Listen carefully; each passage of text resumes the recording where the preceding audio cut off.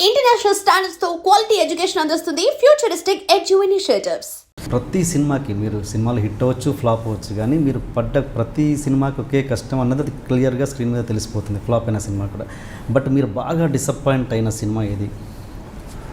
Disappoint అంటే రెండు సినిమాలు. ఒక సినిమా వచ్చి మనసారా. ఓకే. ఆ సినిమా ఇప్పుడు చెప్తే బాగోదు, బికాజ్ సినిమా అయిపోయింది. The producer of that film is the father of the hero of that film. Okay. మా అబ్బాయితో సినిమా అని చెప్పేసి అడిగాడు ఆయన. సరే చేద్దాం సార్, ట్రై చేద్దాం. He was not a great looking fellow, అంటే పెద్ద మన కన్వెన్షనల్ టర్మ్స్లో చూస్తే ఒక గొప్ప అందమైన హీరో కాదు. సో సరే, అతను ఫేషియల్ స్ట్రక్చర్కి, అతని బాడీ లాంగ్వేజ్కి తగ్గట్టుగా ఒక కథ అనుకుందాం అని చెప్పేసి అప్పుడు మనసారా కథ అనుకున్నాం. దానికి విపరీతంగా కష్టపడ్డాం. వాళ్ళ ఫాదర్ మనకి చెప్పిన బ్రీఫ్ ఏంటంటే, మా అబ్బాయితో యాక్షన్ సినిమా తీయాలి.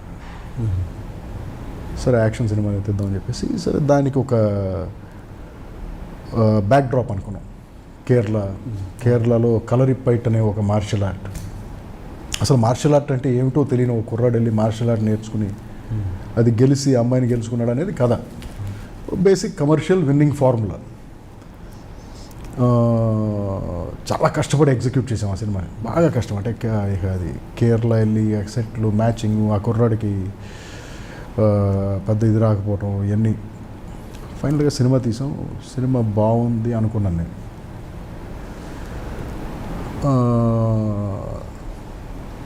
ఎక్స్ట్రాడినరీ మ్యూజిక్, ఆ సాంగ్స్ అసలు అన్బిలీవబుల్ సాంగ్స్, ఆ షూట్ చేసిన లొకేల్స్, అండ్ నాకు చాలా బాగా నచ్చిన సినిమా అది. బట్ ఆ సినిమాకి పెద్ద రిసెప్షన్ రాలే. వైజాగ్లో ఒక చోట ఒక థియేటర్లో 100 రోజులు ఆడింది ఆ సినిమా, మిగతా ఎక్కడ ఆడలేదు ఆ సినిమా. అదొక డిసప్పాయింట్మెంట్. రెండోది లడ్డు బాబు. అదే చెప్తా అనుకున్నాను. లడ్డు బాబుకి సేమ్ కష్టం నాకు, ఆ హీరోకి. ఏది ఇంగ్లాండ్ వెళ్ళి ఆ మేకప్ టెస్టులు చేసి ఆ మేకప్ తీసుకొచ్చి మన వెదర్లో ఆ మేకప్ సూట్ అవ్వక, పాపం అతను ఆ మేకప్ వేసుకుని ఒక 60 రోజులు యాక్ట్ చేసి ఆ ఫ్యాక్ట్ సూట్లో లోపల ఉడికిపోతూ ఉంటుంది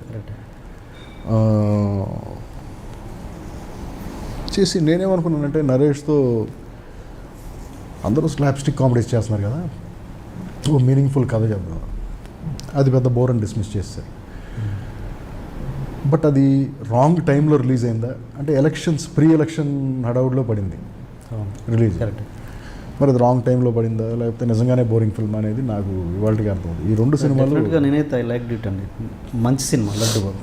మరి అదే అందుకే అడిగాను, ఎందుకు ఫెయిల్ అయ్యి ఉంటుంది, మీ అనాలిసిస్ ఏంటండి? అంటే నేను ఐ థాట్ నరేష్ మీద స్లాప్స్టిక్ కామెడీ ఎక్కువ చూస్తున్నారు ఈ మధ్యన. నరేష్ స్లాప్స్టిక్ కామెడీలన్నీ ఫెయిల్ అవుతున్నాయి. సో మీనింగ్ఫుల్ స్టోరీ ఒక కొత్త గెటప్తో ఇస్తే ఏమన్నా అనుకుంటే, అది కూడా అది మరి అతనే బిగ్ క్వశ్చన్ మార్క్ అది. ఈ రెండు సినిమాలు. ఆ సినిమా మనసారా అతనితో యాక్షన్ సినిమా తీయమని వాళ్ళ ఫాదర్ మనకి ఇచ్చిన బ్రీఫ్ ప్రకారం మనం తయారు చేస్తే, లాస్ట్లో నాతో గొడవ పెట్టుకున్నాడు. మా అబ్బాయితో యాక్షన్ సినిమా తీయమంటే నువ్వు యాక్షన్ సినిమా తీయలేదు. బట్ సార్, చెన్నై పెద్దయ్య కలిపి 19 ఫైట్లు ఉన్నాయండి ఆ సినిమా. క్లైమాక్స్ ఫైటే 10 రౌండ్స్ 16 నిమిషాల ఫైట్ అది. మరి యాక్షన్ సినిమా. బట్ లక్కీగా ఆ సినిమాకి బెస్ట్ యాక్షన్కి నంది అవార్డు వచ్చింది. సో అట్లీస్ట్ నేను సేఫ్ అనమాట. ఏది యాక్షన్ సినిమా అనేది యాక్షన్కి నంది అవార్డు వచ్చింది. సో లైక్ దట్ ఈ రెండు సినిమాలు చిన్న సినిమా రిజల్ట్ ప్రకారం ప్రొడ్యూసర్తో డిస్ప్యూట్స్ వచ్చాయి తర్వాత?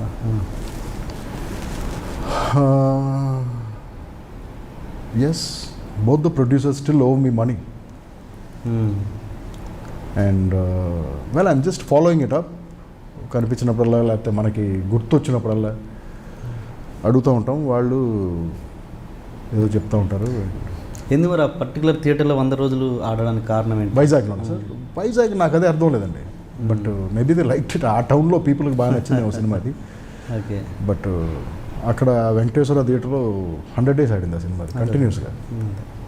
అండ్ దాంతో మీరు ఆ శ్రీవిద్యని మీరు ఇంట్రొడ్యూస్ చేశారు. శ్రీదివ్య శ్రీదివ్య మీరు అవును, ఇంట్రొడ్యూస్ అవును, చేశారు. అవును. ఎలా ఉంటుంది ఇప్పుడు ఆవిడ స్టార్ అయి కూర్చుంది పెద్ద స్టార్ అంటే కదా తమిళ్లో అమ్మాయి. నేను తర్వాత అమ్మాయి సినిమాలు ఏం చూడలేదు నేను. అప్పుడు అమ్మాయి she was very young. Yes అది టీవీ సీరియల్ నుంచి తీసుకొచ్చారు మీరు. టీవీ సీరియల్ కూడా కాదు, నాకు అసలు అమ్మాయి ఎవరో తెలియదు. మా అసిస్టెంట్ కెమెరామెన్ ఎవరో ఒక అతను పలానా ఎవరో ఒక అమ్మాయి ఉందండి స్క్రీన్ టెస్ట్ చేస్తారా పిలిపించమాను.